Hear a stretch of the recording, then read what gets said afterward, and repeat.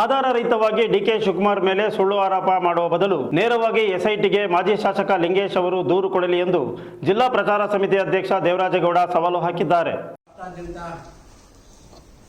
ಪ್ರಚಲಿತದಲ್ಲಿರ್ತಕ್ಕಂಥ ಒಂದು pen drive ವಿಚಾರವಾಗಿ ನಡೀತಾ ಇರತಕ್ಕಂಥ ಎಲ್ಲಾ ವಿದ್ಯಮಾನಗಳನ್ನು ಆಧಾರರಹಿತವಾಗಿ ಡಿಕೆ ಶಿವಕುಮಾರ್ ಮೇಲೆ ಸುಳ್ಳು ಆರೋಪ ಮಾಡುವ ಬದಲು ನೇರವಾಗಿ ಎಸ್ಐಟಿಗೆ ದೂರು ಕೊಡಲಿ ಎಂದು ಜಿಲ್ಲಾ ಪ್ರಚಾರ ಸಮಿತಿ ಅಧ್ಯಕ್ಷ ದೇವರಾಜೇಗೌಡ ಸವಾಲು ಹಾಕಿದ್ದಾರೆ. ಪತ್ರಿಕಾಗೋಷ್ಠಿಯಲ್ಲಿ ಗುರುವಾರ ಮಾತನಾಡಿ, ಕಳೆದ ಒಂದು ವಾರದಿಂದ ಪೆನ್ ಡ್ರೈವ್ ವಿಚಾರವಾಗಿ ಪ್ರಚಲಿತದಲ್ಲಿರುವ ಪೆನ್ ಡ್ರೈವ್ ವಿಚಾರವಾಗಿ ನಡೆಯುತ್ತಿರುವ ಎಲ್ಲ ವಿದ್ಯಮಾನವನ್ನು ರಾಜ್ಯದ ಜನತೆ ನೋಡುತ್ತಿದೆ.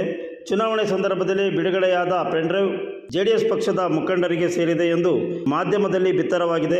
ಈ ಬಗ್ಗೆ ಹಲವಾರು ರಾಜಕೀಯ ಮುಖಂಡರು ಚರ್ಚೆ ಮಾಡಿ ಅಭಿಪ್ರಾಯ ವ್ಯಕ್ತಪಡಿಸಿದ್ದಾರೆ. ಇದೇ ವಿಚಾರವಾಗಿ ಜೆಡಿಎಸ್ ಪಕ್ಷದ ಜಿಲ್ಲಾಧ್ಯಕ್ಷರು ಮತ್ತು ಮಾಜಿ ಶಾಸಕರಾದ ಎಸ್ ಲಿಂಗೇಶ್ ಅವರು ಪೆನ್ ಡ್ರೈವ್ ವಿಚಾರವಾಗಿ ಮಾತನಾಡಿದ್ದು, ಪೆನ್ ಡ್ರೈವ್ ಬಿಡುಗಡೆ ಮಾಡಿರುವುದು ಡಿಕೆ ಶಿವಕುಮಾರ್ ಅವರು ಎನ್ನುವ ವಿಚಾರ ಸೇರಿದಂತೆ ಇನ್ನೂ ಹಲವಾರು ಆರೋಪ ಮಾಡಲಾಗಿದೆ ಎಂದರು. ನೀವು ಕೇವಲ ಶಾಸಕರಲ್ಲ, ಜೆಡಿಎಸ್ ಜಿಲ್ಲಾಧ್ಯಕ್ಷರಾಗಿದ್ದು ನಿಮ್ಮ ಮೇಲೆ ಅಪಾರ ಗೌರವವಿದೆ. ಆಧಾರರಹಿತ ಹೇಳಿಕೆ ಕೊಡುವುದು ನಿಮಗೆಷ್ಟು ಸರಿ ಎಂದು ಲಿಂಗೇಶ್ ಅವರಿಗೆ ಪ್ರಶ್ನೆ ಮಾಡಿದರು.